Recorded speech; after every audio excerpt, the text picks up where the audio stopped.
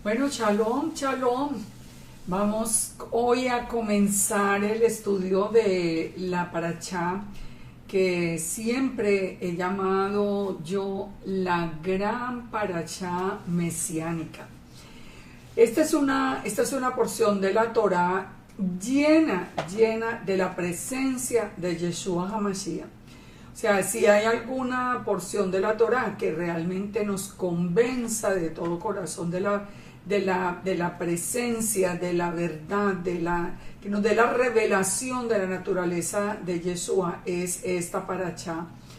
La parashá de esta semana se llama Hukat, que significa estatutos, y la porción de la Torá es en Bamidbar o Números del 19:1 al 22:1.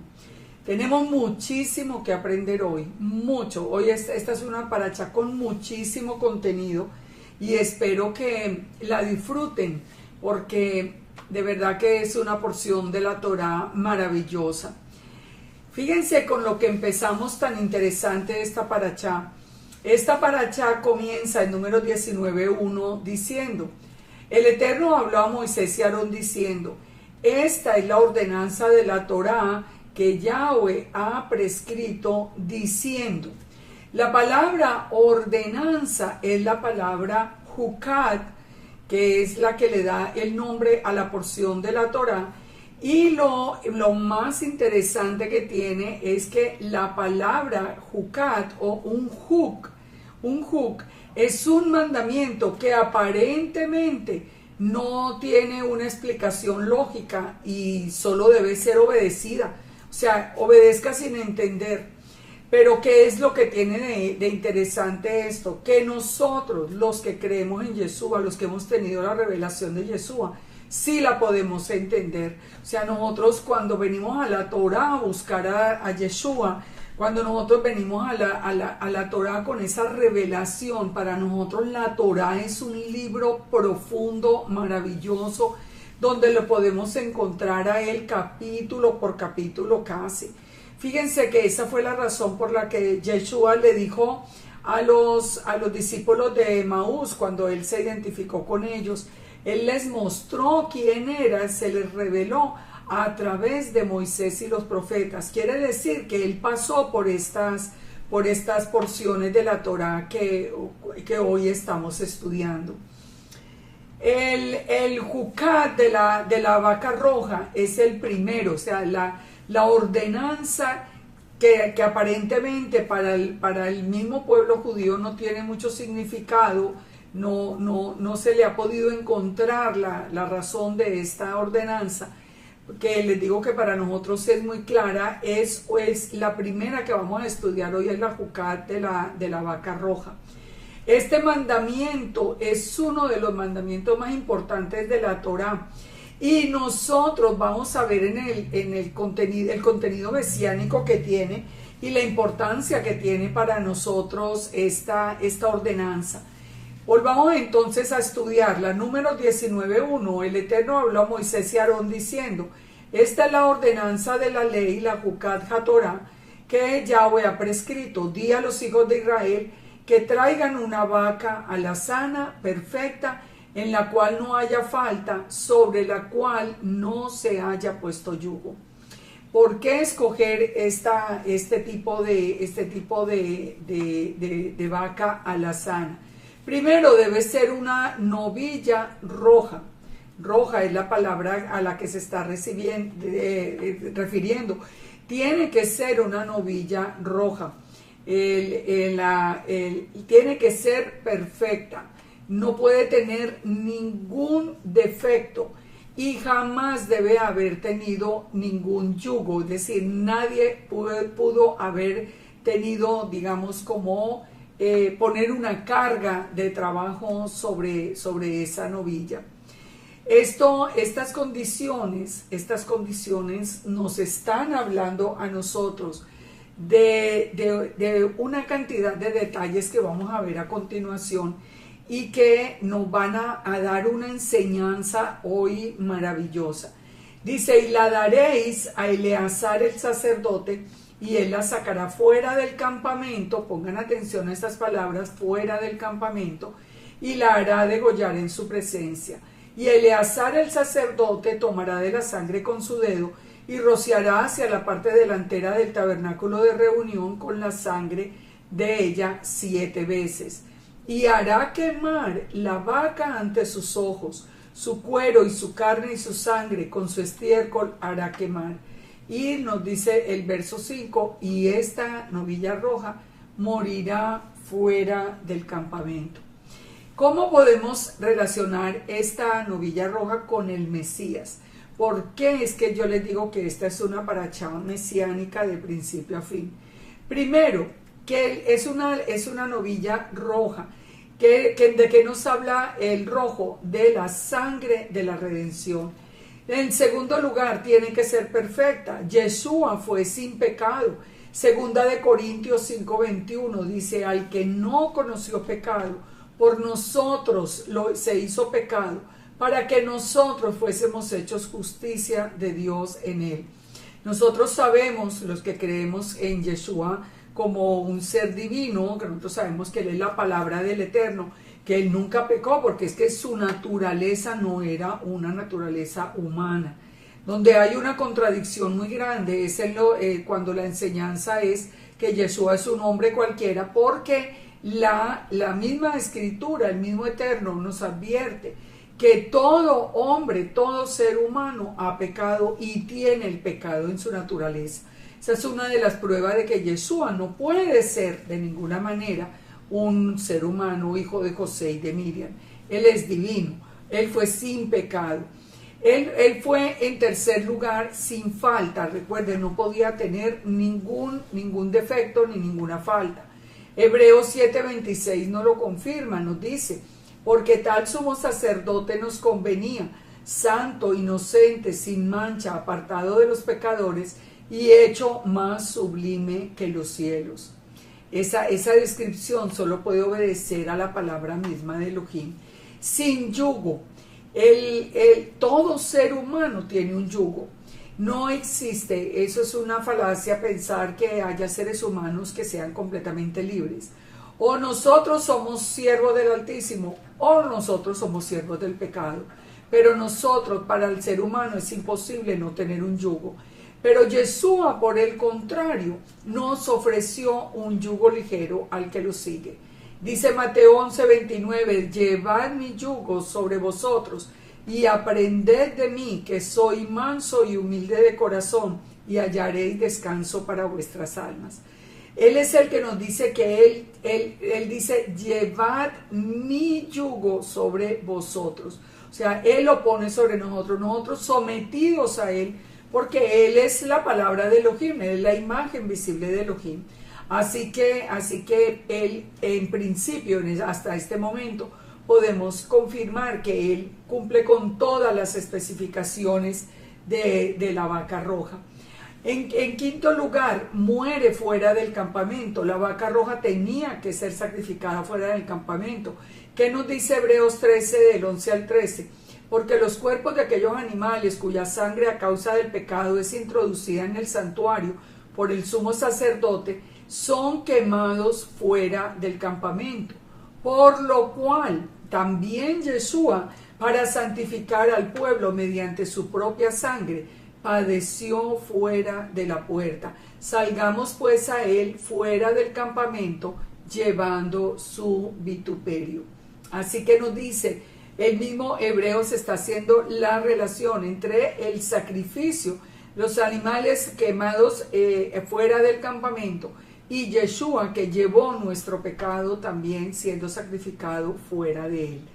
En sexto lugar, nos está hablando de una novilla o de una vaca alazana.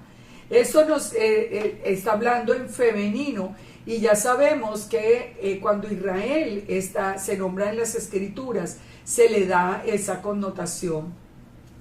Yeshua, por ejemplo, tomó el lugar de Israel cuando tomó el vinagre en la cruz.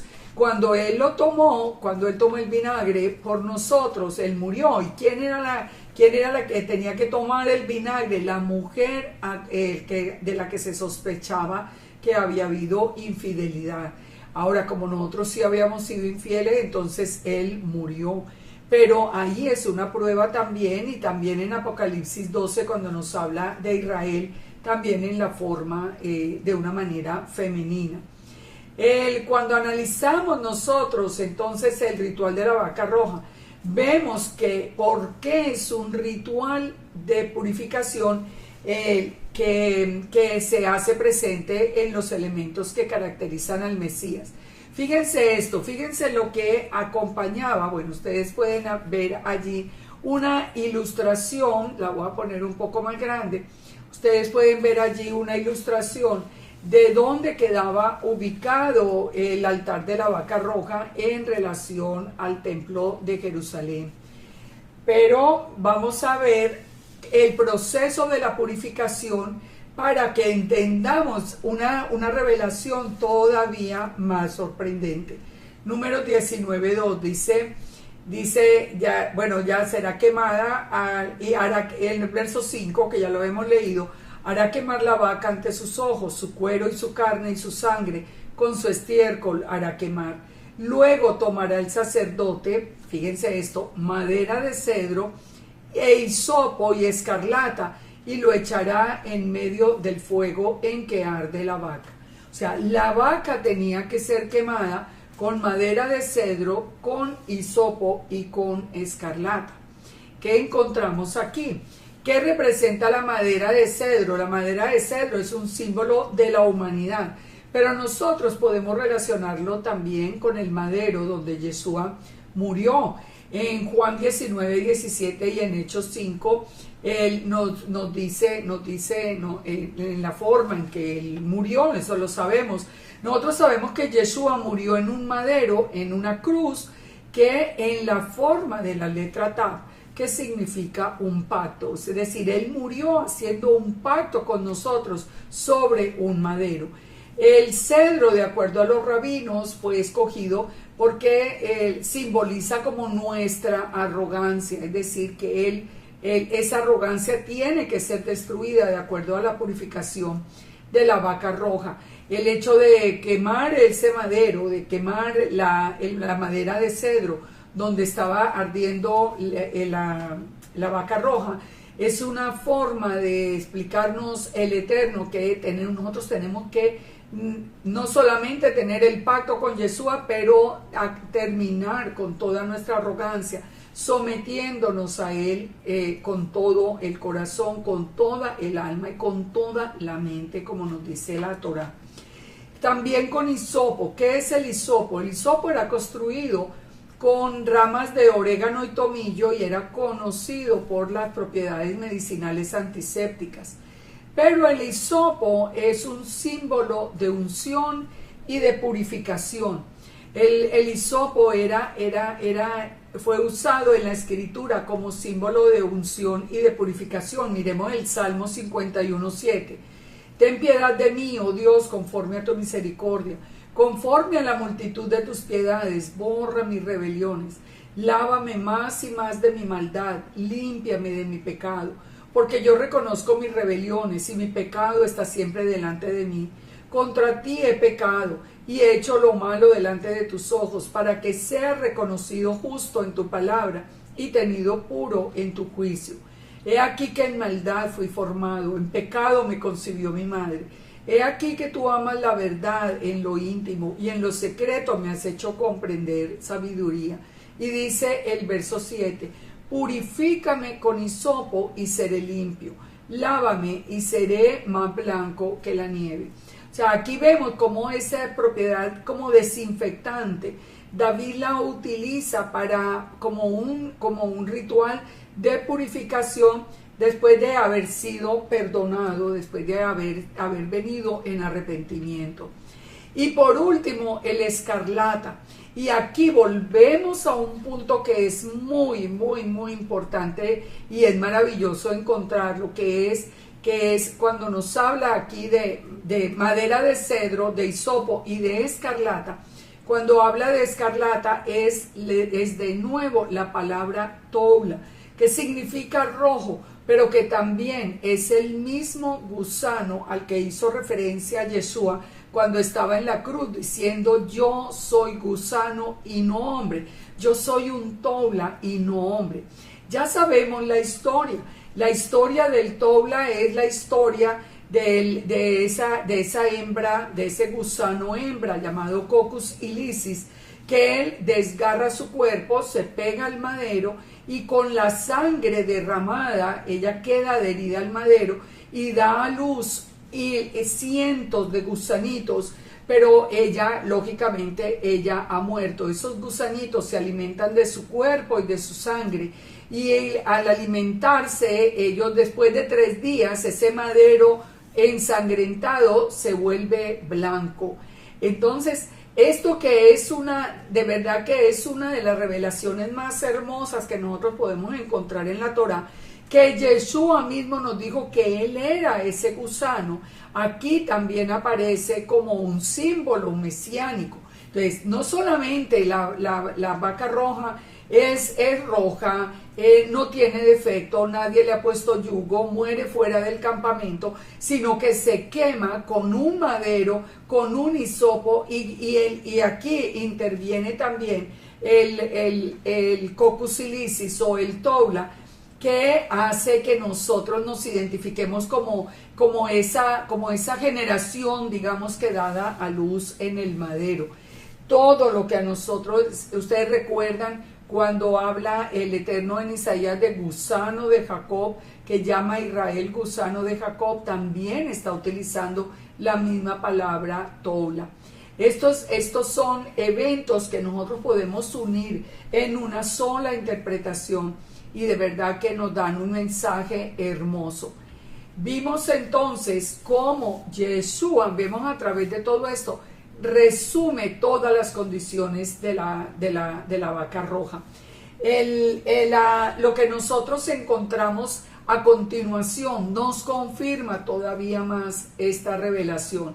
En Números 19:11 ya empieza a dar la instrucción para utilizar el agua que venía de la ceniza de la vaca roja. Dice: el que tocare cadáver de cualquier persona será inmundo 7 días. Al tercer día se purificará con aquella agua, y al 7º día será limpio. Pero hace una advertencia: si al tercer día no se purificare, no será limpio al 7º día. Esto que parece como no tener mucho sentido, recuerde que estamos estudiando Jucat, y Jucat son mandamientos que no tienen mucho sentido si lo entendemos cuando nosotros conocemos el plan del Eterno. Porque ¿qué nos está diciendo? El que toque cadáver será inmundo 7 días. Los seres humanos, todos, el plan del ser humano está basado en la creación en los 7 días. Está basado en el hecho de que hay 6 días de trabajo y 1 milenio de reposo. Pero, digamos, dice el que ha tocado cadáver, o sea, el que se ha hecho ritualmente impuro. Nosotros nos hemos hecho ritualmente impuros siempre, sin duda. Dice que al tercer día nos tendríamos que purificar con aquella agua, y que al 7º día seríamos limpios. Pensemos en las profecías en la profecía, por ejemplo, de Oseas, que nos confirma esto.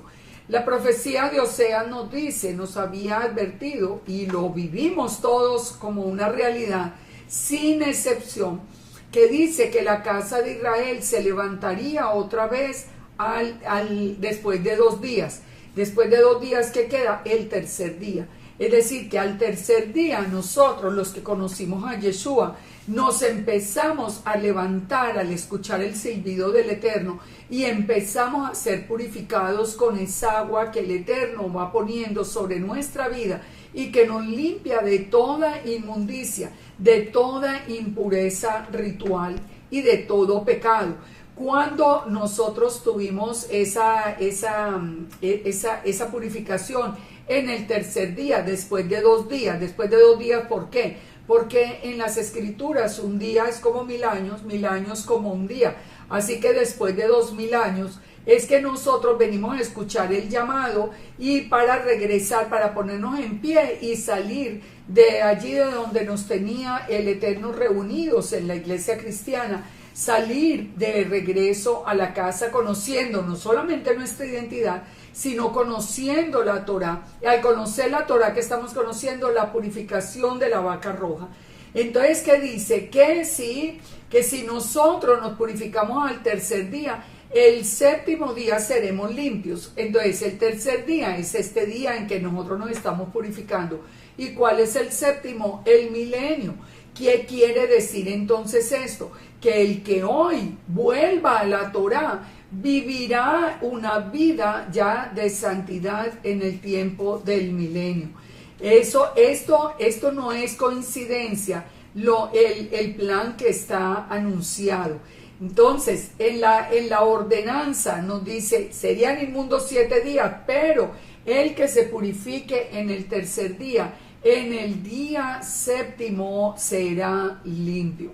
Hoy, por eso la invitación hoy es a que todas las personas que están en la iglesia cristiana, que fuimos toda la casa de Israel, que escuchamos la voz de Yeshua, volvamos hoy a la Torá, volvamos hoy a la casa del Padre, nos purifiquemos ahora en este tercer día, nos purifiquemos para que en el séptimo día, que es en el tiempo ya del milenio, que está próximo a comenzar, nosotros podamos ser parte de ese pueblo que reina con Yeshua durante esos 1000 años. Eso es una parte fundamental de entender. Cuando nosotros vemos, por ejemplo, lo que salió del costado de Yeshua en el madero, que fueron agua y sangre, entendemos por qué la vaca roja rocía la sangre en la puerta y agua en el que estaba inmundo y ahora vive.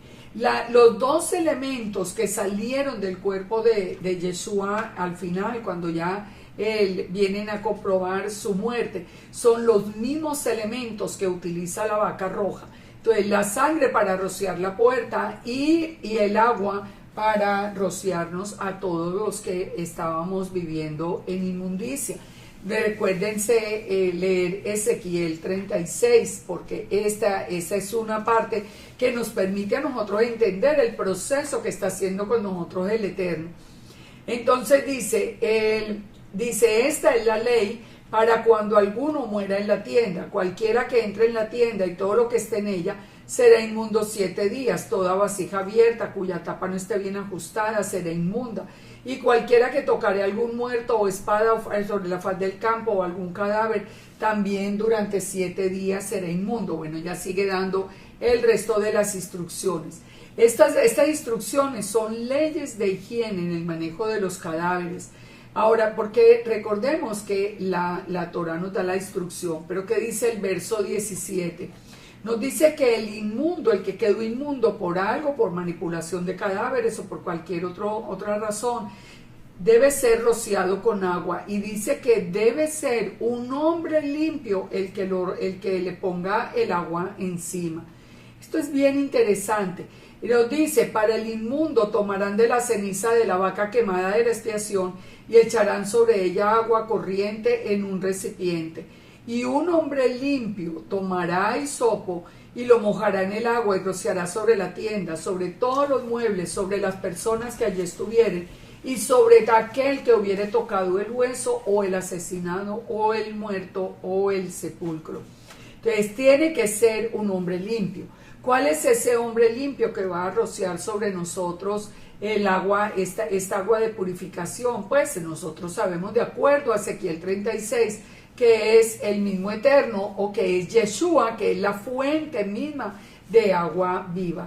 En Ezequiel 36 dice, no os tomaré de las naciones, os recogeré de las tierras, os llevaré a vuestra propia tierra, entonces os rociaré con agua y quedaréis limpios de todas vuestras inmundicias y de todos vuestros ídolos os limpiaré y os daré un corazón nuevo y pondré espíritu nuevo dentro de vosotros. Quitaré de vuestra carne el corazón de piedra y os daré un corazón de carne y pondré dentro de vosotros mi espíritu. ¿Para qué? Para que andéis en mis estatutos y cumpláis mis ordenanzas, mi Torah, poniéndola por obra. Entonces habitaréis en la tierra que di a los padres, y vosotros seréis mi pueblo, y yo seré vuestro Elohim, y os libraré de todas vuestras inmundicias. Y el resto de bendiciones siguen a continuación. Esto es muy interesante. Fíjense que también es muy interesante el hecho de que cuando Yeshua iba para la cena con los discípulos en la noche antes de morir, cuando comenzó el día 14, la instrucción que le da a los discípulos es que siguieran a un hombre que llevaba un cántaro con agua. Es el mismo significado, es como diciendo Yeshua, yo voy a hacer ese que le voy a poner esa agua limpia, pero empieza a darnos todo el significado de Ezequiel 36. Nosotros sabemos que Yeshua es ese hombre limpio que nos rocía con su palabra, porque Él es la fuente de agua viva. Dice, y el limpio rociará al inmundo al tercero y al séptimo día. El tercer día otra vez, en el tercer día en el que estamos, y en el séptimo día en el milenio. Y él lavará luego sus vestidos y se lavará con agua y será limpio a la noche. Entonces, bueno, todo el que fuere inmundo y no se purificare, esa persona será cortada de la congregación. Fíjese, toda aquella persona que escuchó la voz de Yeshua y que hoy no regrese a la Torá, que sea el llamado del Eterno, va a quedar por fuera de la congregación de Israel. Esto es algo realmente importante. Dice, porque contaminó el tabernáculo de Yahweh, no fue rociado sobre él el agua de purificación, por lo tanto es inmundo. Entonces, estos son puntos que nosotros en los cuales tenemos que reflexionar. Pero ya vemos que este estatuto que toca con Yeshua, ahora nos dice el Eterno que es un estatuto perpetuo. El que rociare el agua de la purificación lavará sus vestidos, el que tocare el agua de la purificación será inmundo hasta la noche. Todo lo que el inmundo tocare será inmundo, y la persona que lo tocare será inmundo hasta la noche. Pero nos dice, será por estatuto perpetuo. ¿Cómo puede ser estatuto perpetuo si hoy no hay templo? Hoy no está Yeshua fuera del campamento. No está la vaca roja siendo sacrificada, pero Yeshua es eterno, Yeshua resucitó, está sentado a la diestra del Padre, y Él está allí con nosotros poniendo esa agua limpia sobre nuestras vidas. ¿Qué pasa con el altar? Fíjense esto también tan interesante. ¿En qué momento se compró el altar de la vaca roja? Porque esto también tiene un significado muy interesante. Ese altar tenía que estar fuera del campamento. De acuerdo a Hebreos 13, del 11 al 13, ya lo leímos, nos dice que Yeshua mismo, para santificar al pueblo mediante su propia sangre, padeció fuera de la puerta, fuera del campamento. Entonces, ¿qué significa fuera del campamento? ¿Qué quedaba al frente del templo? El monte de los olivos, o el monte de la unción, y allí los toros y los machos cabríos también eran quemados en ese mismo altar. Ahora, es muy importante saber que el sitio donde tradicionalmente se llevan a los turistas en Jerusalén, diciéndole que fue el sitio de la crucifixión, realmente es un sitio absolutamente incorrecto. Primero, porque él desde allí no estaba al frente del templo, no estaba fuera del campamento, así que nosotros tenemos que buscar información, y la información del altar es muy interesante, y se hace más interesante cuando dice Yeshua en Mateo 23, si alguno jura por el altar no es nada, pero si alguno jura por la ofrenda, ustedes dicen, si alguno jura por el altar no es nada, pero si alguno jura por la ofrenda que está sobre él es deudor. Necios y ciegos, ¿cuál es mayor, la ofrenda o el altar que sacrifica la ofrenda? Pues el que jura por el altar, jura por él, y por todo lo que está sobre él. Y el que jura por el templo, jura por él y por el que lo habita. Es decir, Yeshua le está dando una importancia inmensa, mucho más grande que la de la misma ofrenda, al altar.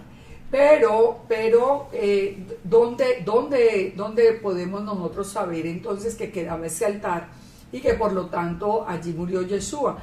Saben que la respuesta la encontramos en la Misná. En Mikvot 2.4 dice: los muros del templo eran muy altos, con excepción de la pared del este. Cuando el sacerdote quemaba la vaca roja, se paraba en el monte de los olivos y podía mirar hacia el santuario. Ustedes recuerdan la imagen que les presenté ahora, esa imagen que está ubicado el altar de la vaca roja en el monte de los olivos. Pues la ubicación proviene de la misma Misná. Y de acuerdo a Lucas 23, nos dice que el velo del templo fue rasgado, y desde el monte de los olivos era desde el único punto donde podía verse, desde el sitio de la cruz, podía verse que ese velo hubiese sido rasgado, como nos dice la Escritura. Ahora, pero ¿cómo se consiguió ese altar? Primera de Crónicas 21-24 nos dice que Ornán compró el sitio por 600 siclos de oro. ¿Este sitio es de qué? Es el sitio del altar del templo. Por eso se compra por 600 siclos de oro. Hay dos altares en Jerusalén. El uno es el altar del templo y el otro es el altar donde se sacrificaba la vaca roja en el monte de los olivos. Ahora, entonces, en Primera de Crónicas 21-24 encontramos cuando se compró el altar para el templo por 600 siclos de oro. El oro significa divinidad y el templo fue construido posteriormente en ese mismo sitio. Pero en Segunda de Samuel 24-20 nos dice que David compró el segundo altar, lo compró por 50 siclos de plata. La plata, ¿qué significa? Redención. Esto tiene mucho sentido con lo que iba a pasar allí con la vaca roja, que representa a Yeshua, y Yeshua es nuestro Redentor. Y fue en ese lugar donde nosotros fuimos comprados por la sangre redentora de Yeshua. Y fue comprado por 50 siclos de plata, 50 que representa libertad, redención. Cuando nosotros recibimos esa agua que nos purifica, nosotros obtenemos libertad. Nosotros somos libres conociendo la palabra del Eterno. Perdón. Ahora, pero ¿quién estaba presente en la compra de ese altar? Este es uno de los hechos más hermosos que uno puede encontrar en el Tanakh. En Segunda de Samuel nos dice que el que estaba en ese momento allí con David era el ángel de Yahweh, que estaba junto a la era de Araúna Jebuseo, quien era el dueño del sitio. Ustedes pueden imaginarse, el mismo Yeshua estuvo presente cuando fue comprada el territorio, el sitio del altar de la vaca roja. Estaba allí con David cuando fue comprado. O sea, nosotros, si ampliamos el significado de la vaca roja, lo único que podemos ver allí es a Yeshua, su obra redentora, desde el momento en que se compra el altar hasta el momento en que Él mismo, en ese mismo lugar, Él da su vida por nosotros. Es toda una revelación que para nosotros sí tiene muchísimo sentido, mucho sentido. Había un cordero sacrificándose en el templo a la hora que murió Yeshua, pero Yeshua estaba siendo sacrificado y era sacrificado de manera válida. ¿Por qué decimos que era válido el sacrificio de Yeshua y ya no era válido el sacrificio que se estaba realizando en el templo? Porque recordemos que el sumo sacerdote había rasgado sus vestiduras. el sumo sacerdote se había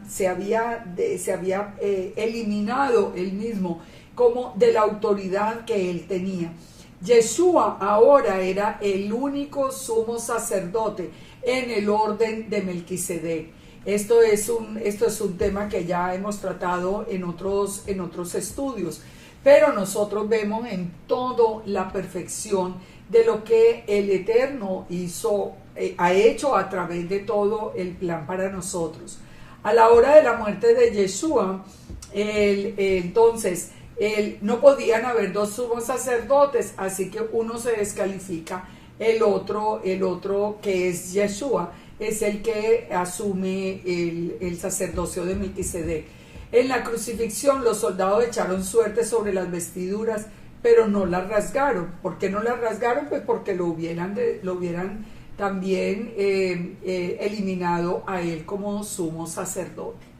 Entonces podemos ver la primera jucat, el primer juk, ese primer mandamiento que para muchos no tiene sentido, para nosotros tiene una revelación que de verdad toca el alma. Sigamos adelante con número 20. De nuevo, murmuración.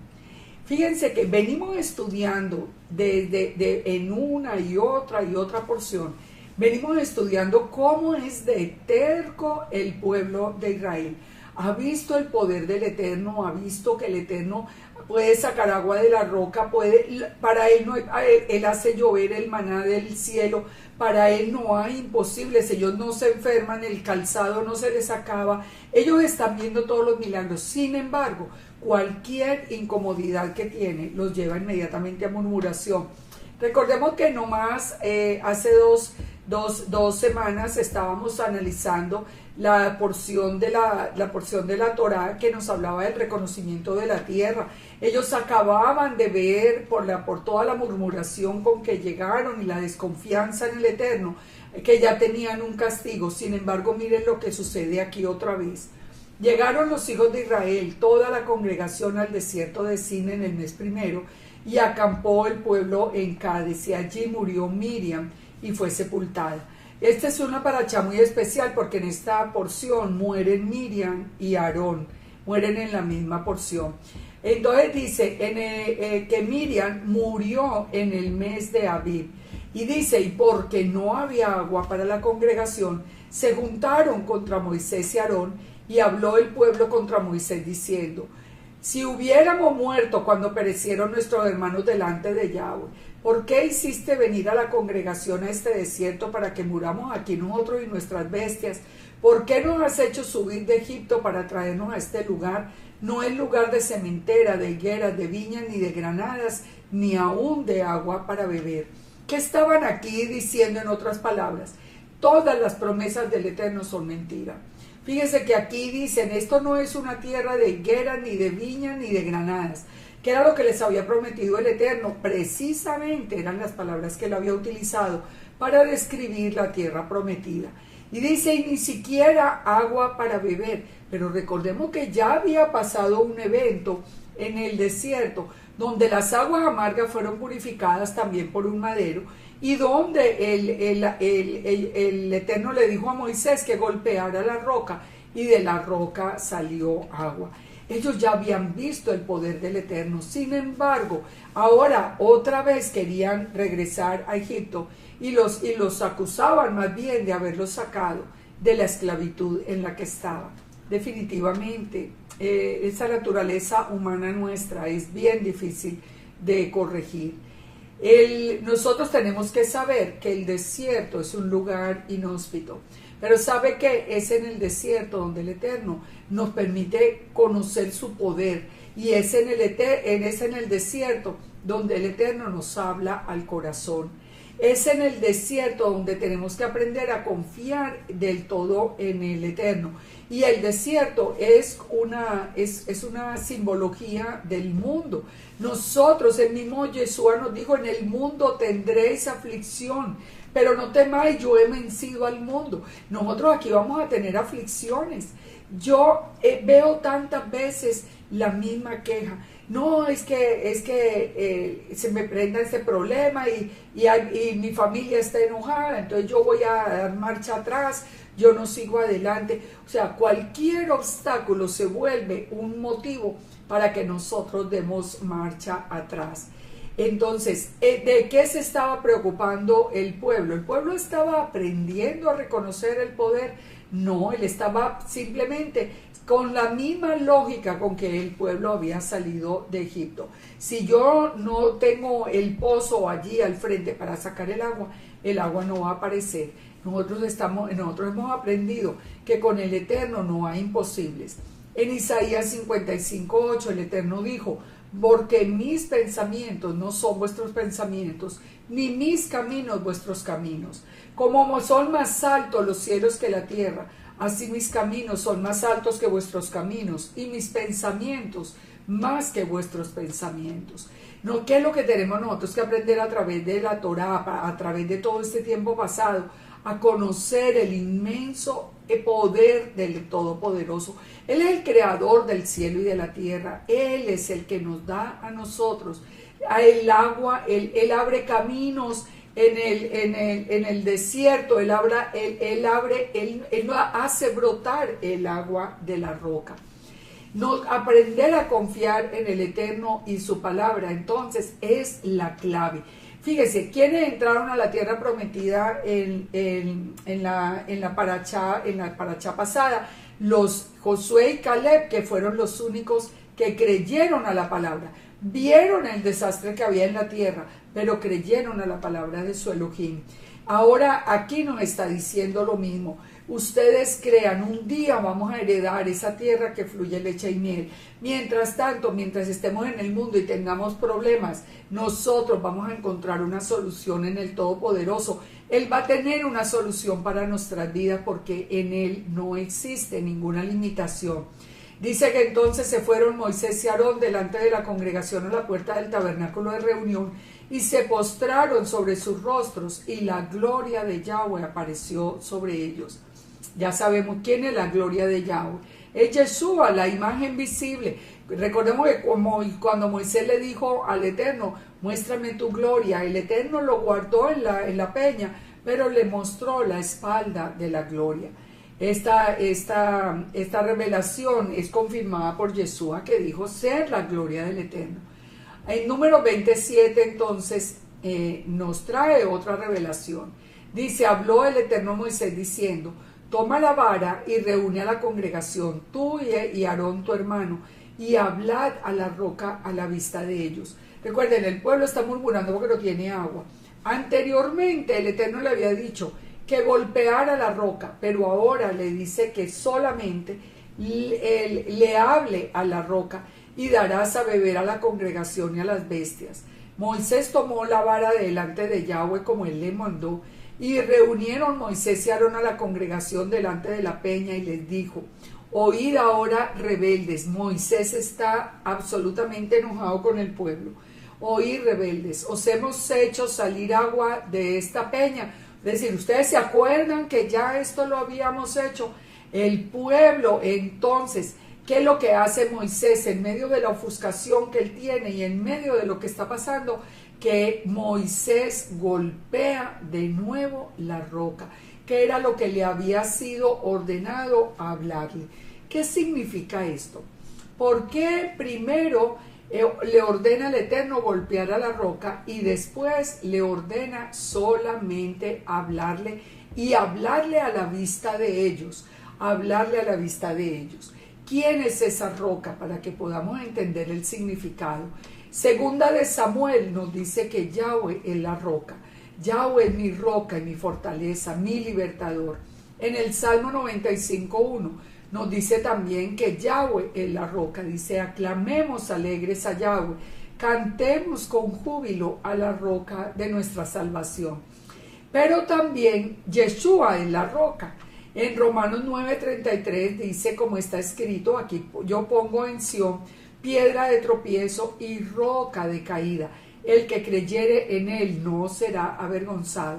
En 1 Corintios 10:4, el mismo Pablo nos confirma que Yeshua era la roca que seguía al pueblo de Israel en el desierto. Dice, todos bebieron la misma bebida espiritual, porque bebían de la roca espiritual que los seguía, y la roca era Yeshua. Entonces, Yeshua era la roca en el desierto, Yahweh es la roca, pero Yeshua es la roca. Nosotros sabemos que la palabra Eben es padre, hijo. Eben significa padre, hijo. Y sabemos que Yeshua es la imagen visible de Elohim, que es uno solo con Yahweh. Ahora, fíjese las palabras que nos dice el Targum, que nos confirma esto que nosotros estamos proponiendo como interpretación de esto.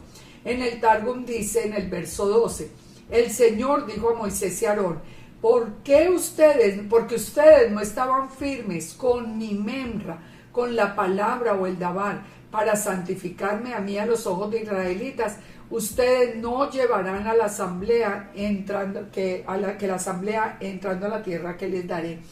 ¿Qué es lo que sucedió acá? Moisés, por haber golpeado la roca, perdió la opción de entrar con el pueblo, liderando el pueblo a la tierra prometida. Pero fíjense algo que es muy interesante acá, porque el Targum nos está diciendo que de quien dudaron fue de la memra, de la palabra de Elohim hecha hombre.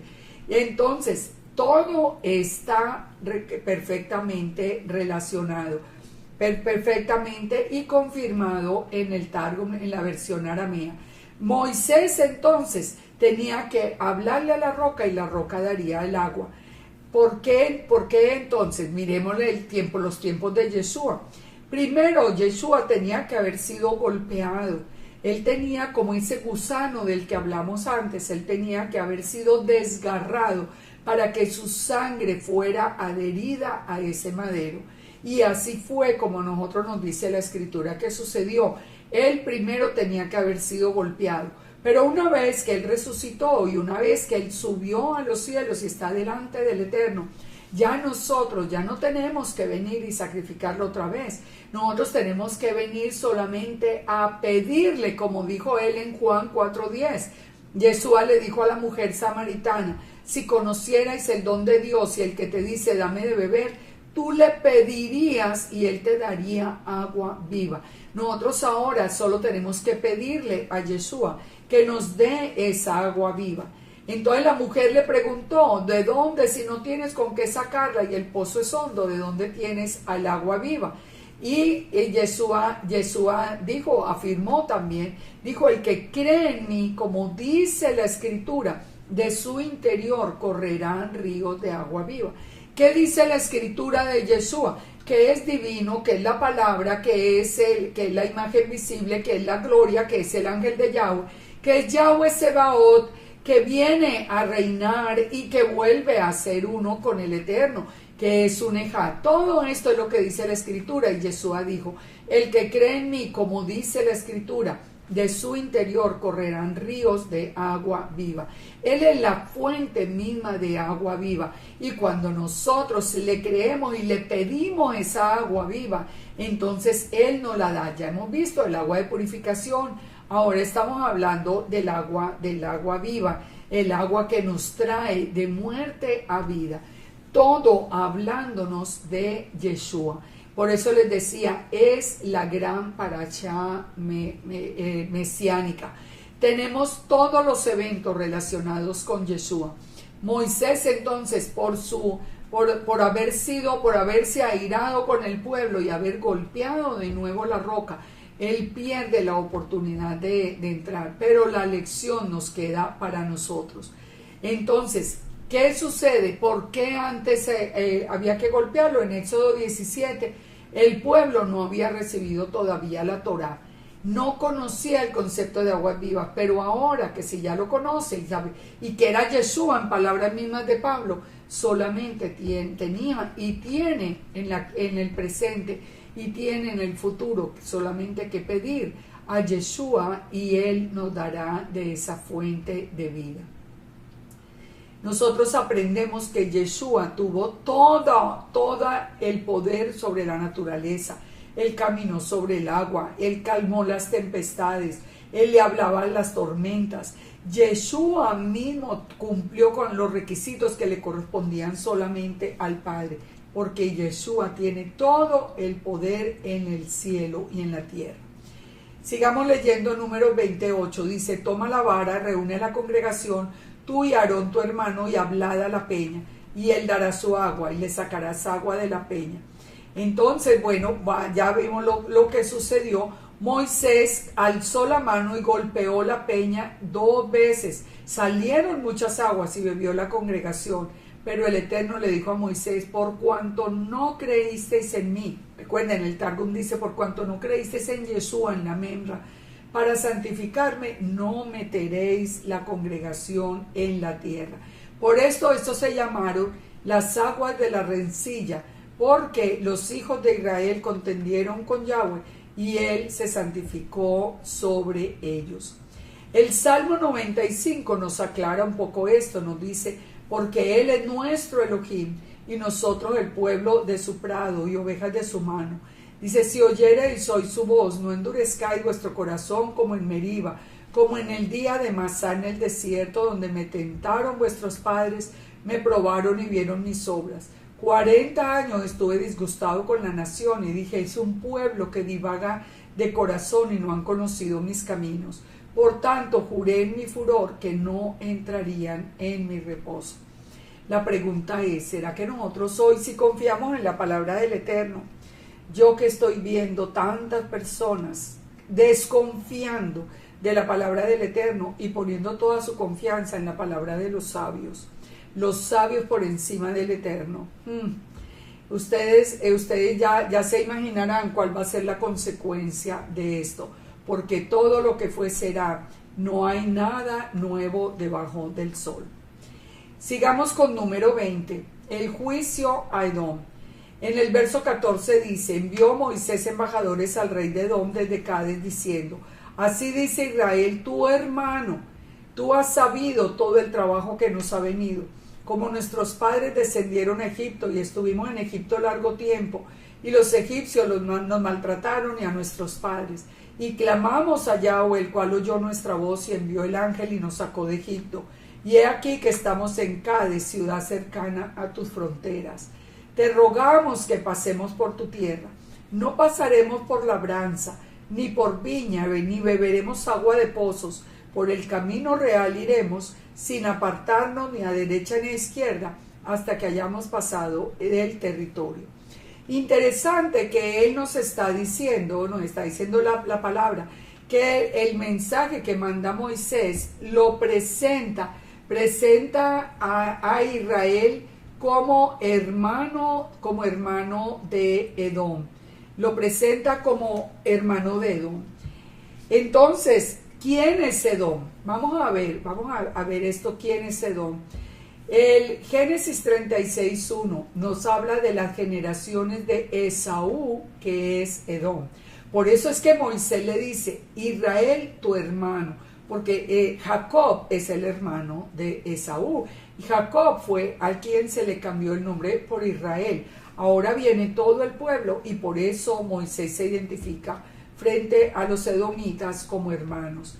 Por eso entonces, aunque Esaú se volvió enemigo de Israel, Moisés le está recordando los eventos de Egipto, pero Edom los conocía. Tú has sabido el trabajo con el que hemos venido. Es decir, Moisés sabía que los edomitas conocían de primera mano la historia por la relación íntima que tiene con el pueblo de Israel. En Amós 1:1 dice, así ha dicho Yahweh, por 3 pecados de Edom, y por el 4 no revocaré su castigo, porque persiguió a espada a su hermano, violó el afecto natural, y en su furor le ha robado siempre, y perpetuamente ha guardado rencor. O sea, es el hecho de que ellos le prometieran que ni siquiera iban a tomar agua de sus pozos, y no lo dejaron pasar, trae como consecuencia a Edom el castigo y la separación hasta el final. Fíjense que todo Damasco, Gaza, Tiro, Amón y Edom tendrán juicio del Todopoderoso. nosotros vemos todo esto, los juicios a estos territorios, lo vemos en el Tanakh. Y en Isaías 63:1, por ejemplo, cuando nos dice, ¿quién es este que viene de Edom, de Bosra, con vestidos rojos? Este hermoso en su vestido, que marcha en la grandeza de su poder. Yo, el que hablo en justicia, grande para salvar. ¿Por qué es rojo tu vestido y tus ropas como el que ha pisado el lagar? Dice, he pisado yo solo el lagar, y de los pueblos nadie había conmigo. Los pisé con mi ira y los hollé con mi furor, y su sangre salpicó mis vestidos y manché todas mis ropas. Porque el día de la venganza está en mi corazón y el año de los redimidos ha llegado. ¿Quién está diciendo esto? Yeshua, que acaba de hacer juicio a toda la descendencia de Edom.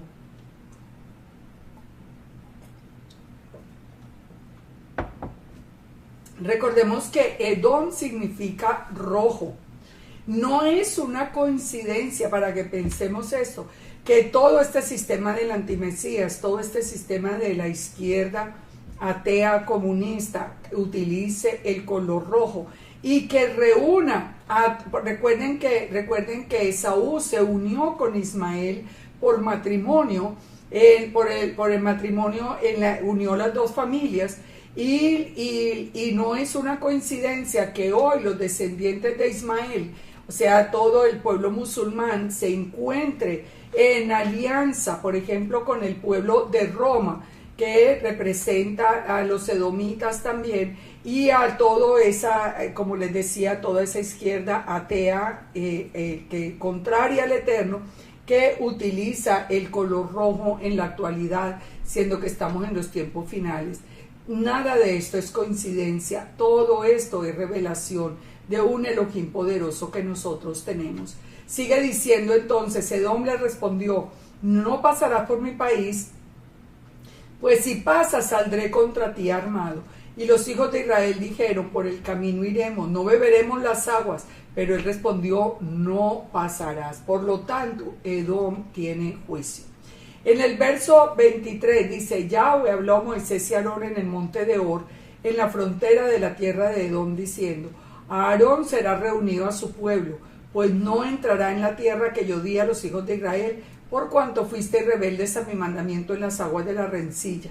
Es decir, el Eterno le advierte a Moisés ya la muerte de Aarón, y le dice que allí mismo, en el mismo lugar donde murió Miriam, va a morir Aarón para no entrar en la tierra por la desobediencia. Toma a Aarón y a Eleazar su hijo y hazlo subir al monte de Hor. En el Targum nos dice, Aarón será reunido con su pueblo, pues no entrará en la tierra que yo di a los hijos de Israel, porque desobedeció mi membra en las aguas de contención. Un punto que quiero resaltar aquí es cuando dice que Aarón será reunido con su pueblo. ¿Por qué no dice que Aarón va a morir y va a ir al Seol? Porque nosotros encontramos esta misma constante en la muerte de cada uno de los patriarcas, de Abraham, de Isaac, de Jacob, siempre dice que fueron reunidos con los padres. ¿Cuál es la idea acá?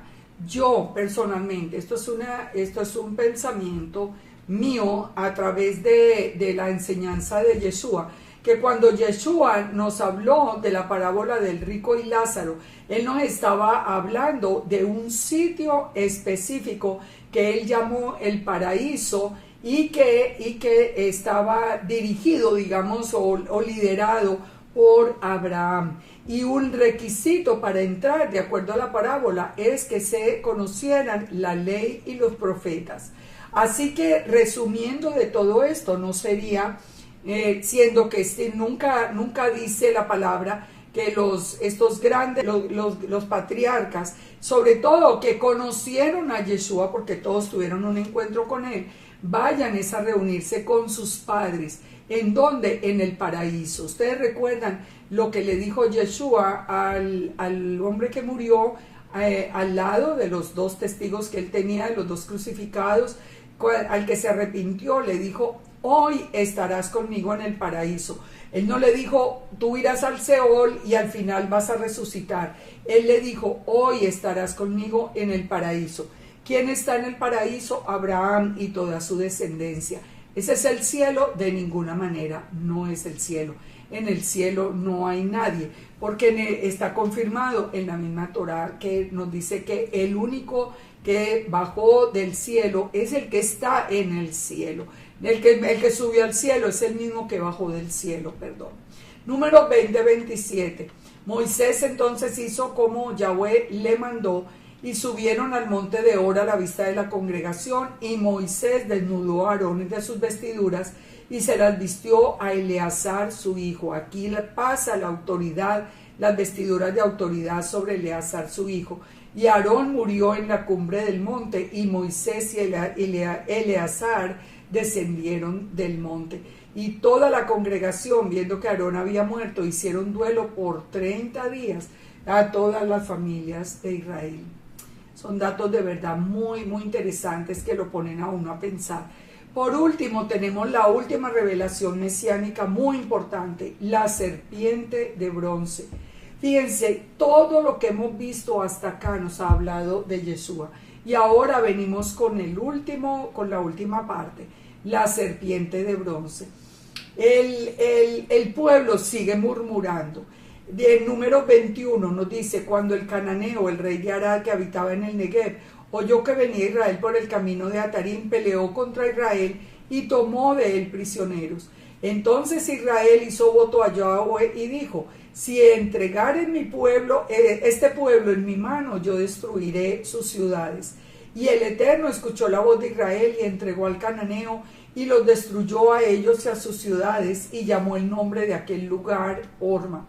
Pero después partieron del monte de Hor camino del Mar Rojo para rodear la tierra de Edom. Recuerde que ya no podían pasar por la tierra de Edom.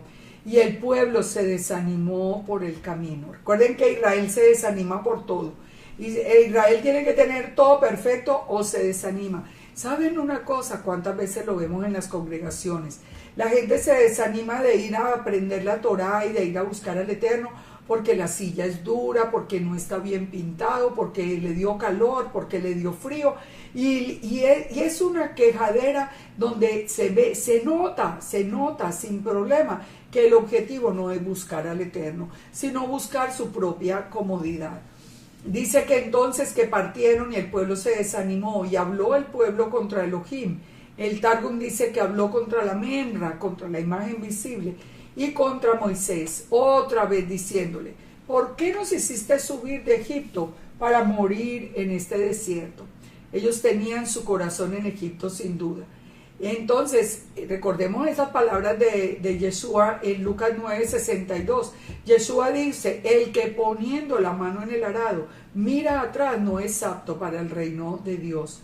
Nosotros de verdad que tenemos que saber en dónde nos vamos a enfocar. Pero miremos la consecuencia de la murmuración. Entonces el Eterno envió entre el pueblo serpientes ardientes que mordían al pueblo, y murió mucho pueblo de Israel. Como consecuencia de la murmuración, el Eterno manda las serpientes ardientes. Entonces el pueblo vino a Moisés y dijo: hemos pecado por haber hablado contra Yahweh y contra ti. Ruega al Eterno que quite de nosotros esas serpientes. Moisés oró y el Eterno le da esta instrucción: haz una serpiente ardiente y ponla sobre un asta, un estandarte. En hebreo es la palabra nes, que significa algo que sea levantado muy en alto como una señal. Cualquiera que fuere mordido y mirare a ese estandarte vivirá. Y Moisés hizo la serpiente de bronce, la puso sobre el asta, y cuando alguna serpiente mordía a alguno, miraba a la serpiente de bronce y vivía. Esto es muy interesante por muchas razones, no solamente porque nosotros estamos viendo ya la similitud con lo que el Eterno había ordenado también para Yeshua, que fuera levantado como estandarte a las naciones, sino porque Yeshua mismo hizo referencia a hacer el cumplimiento de esta ordenanza de la serpiente de bronce.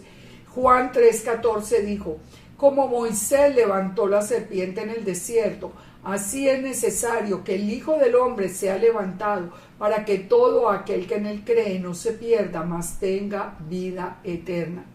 Nosotros sabemos, nosotros de dónde volvimos a la vida, de dónde cambió nuestra vida, cuando nosotros vimos a Yeshua allá en el madero, cuando nosotros tuvimos esa revelación de que Él había dado la vida por nosotros, fue cuando nosotros realmente le conocimos. Entonces Él mismo está diciendo, el que tenía que ser levantado para que todo aquel que en Él cree no se pierda. También, fíjese, un punto que tenemos que analizar muy interesante. ¿Por qué estaba el pueblo murmurando? Porque estaba cansado del maná del cielo. Ellos estaban cansados de todo, ellos estaban cansados del camino, ellos estaban cansados de todo. Jesús afirmó, yo soy el pan vivo que descendió del cielo. Si alguno comiere de este pan, vivirá para siempre. El pan que yo les daré es mi carne, el cual daré por la vida del mundo. Fíjense, una de las causas de murmuración fue el cansancio por el maná. Ellos querían carne, ellos querían algo, un alimento mucho más pesado. Y advirtió Yeshua que Él era ese maná del cielo. La palabra del Eterno es ese maná que vino del cielo. ¿Cuántos están cansados de las escrituras y están buscando comida más pesada que llaman los libros que contienen todos los mandamientos de hombres? Esto nos tiene que hacer reflexionar, porque estamos cometiendo el mismo pecado que cometió Israel en el desierto. Ahora, fíjense esto. En Isaías 49:22 el Eterno dijo, he aquí que yo tenderé mi mano a las naciones y a los pueblos levantaré mi bandera o mi estandarte. Traerán en brazos a sus hijos, a sus hijas, y sus hijas serán traídas en hombro. El Eterno mismo anunció después que el cumplimiento de esta ordenanza de la serpiente de bronce. En Juan 3:12 dice Yeshua, si os he dicho cosas terrenales y no creéis, ¿cómo creeréis si os dijere las celestiales? Nadie subió al cielo, sino el que bajó del cielo, el Hijo del Hombre que está en el cielo. Y como Moisés levantó la serpiente en el desierto, es necesario, este es el contexto de la cita que ya habíamos leído, es necesario que el Hijo del Hombre sea levantado. Pero ¿qué está advirtiendo primero? Que Él bajó del cielo. Yeshua no puede ser un hombre cualquiera, hijo de José y de Miriam. Eso es mentira. El que le está diciendo a usted eso simplemente lo está engañando. Le está dando la carne en lugar del maná, porque está negando la palabra de Elohim. Ahora, en las palabras de Yeshua, nosotros encontramos entonces el cumplimiento perfecto. También Yeshua nos dijo, el Hijo del Hombre tiene que ser levantado, y el día que el Hijo del Hombre sea levantado, ustedes conocerán que yo soy. Una prueba más que Yeshua es la palabra de Yahweh, es la imagen visible del Eterno, es la luz del primer día, es el ángel de Yahweh, es Yahweh Sebaot. Esto todo lo podemos nosotros probar en la Escritura, sin salirnos, sin añadir, sin quitar, sin tenernos que inventar absolutamente nada. Entonces, Yeshua levantado tenía la misma función de la serpiente en el desierto. Por eso nosotros hemos visto hoy una porción de la Torá lleno de Yeshua. Yo no entiendo, francamente, qué hacen las personas que hoy, después de haberlo conocido, porque al fin y al cabo el pueblo judío nunca lo ha conocido, él no ha tenido la revelación, la va a tener en el futuro muy cercano, pero todavía no lo ha tenido. Pero aquellos que ya la tuvieron y lo niegan, francamente, yo no sé cómo pueden estudiar esta parachá en especial, sin que su corazón lata fuerte por representar a Yeshua allí en todo lo que hemos visto. nosotros podemos probar la divinidad de Yeshua, el hecho de que es el mismo Yahweh, es la palabra de Yahweh, es un ejad con el Eterno, salió de Yahweh, a Yahweh volverá a través de todas estas ordenanzas, de todos este jucat, de todos estos juk, incomprensibles para muchos, pero para nosotros la prueba de la revelación más hermosa que tuvimos como casa de Israel es la revelación de Yeshua. Recuerden, la casa de Judá tuvo la revelación de la Torá, nosotros tuvimos la revelación de Yeshua el Mesías. Ahora estamos conociendo la Torá y en el futuro la casa de Judá va a conocer a Yeshua. Yo espero que la fe en Yeshua haya crecido a través de todas estas porciones y que en especial en este día ustedes reflexionen sobre Yeshua y vuelvan a mirar a ese madero, a esa letra Tab que es en forma de cruz, levantada como una señal, levantada como ese pacto, ese compromiso entre el Eterno y nosotros, que todo aquel que voltea a mirar hacia ese estandarte levantado a las naciones, habrá pasado de muerte a vida. Que el Eterno nos llene de su presencia, de sabiduría, de revelación, que nos dé un Shabbat al finalizar esta semana, nos dé un día lleno de la presencia del Rúa de santidad en nuestras vidas, lleno de gozo, pero sobre todo lleno de la revelación de Yeshua. Por favor, pidan esa revelación. Son muchos ya los que están abandonando la fe en Yeshua, porque estamos en el tiempo final y nos preparamos para el tiempo del antimesías. Es el tiempo de la apostasía. Este es el tiempo entonces de orar para que la revelación venga al corazón a través de ese Rúa de santidad. Shalom para todos y que el Eterno los llene de bendiciones. Shalom, shalom.